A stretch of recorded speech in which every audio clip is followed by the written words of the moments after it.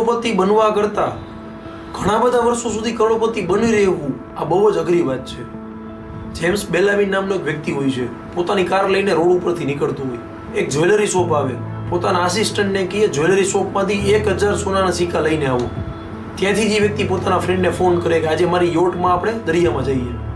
જેવી યોટ ચાલુ થઈ છે, થોડાક જ આગળ જાય બધા એક થેલીમાંથી સિક્કા કાઢી અને દૂર સુધી ફેંકવા માંડે છે.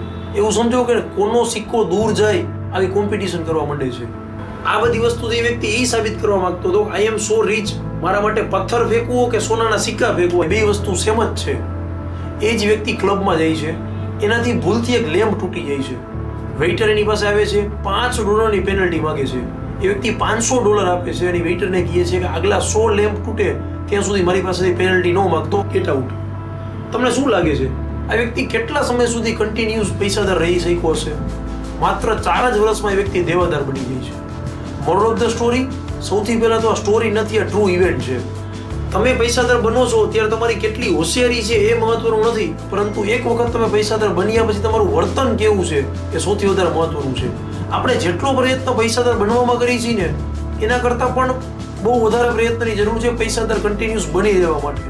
તો આવો બહુ જ અલગ ટોપિક લઈને મની માઇન્ડસેટની સિરીઝ લઈને અમે આવી રહ્યા છીએ from 1 April. So stay with MP Talks. જય હિન્દ.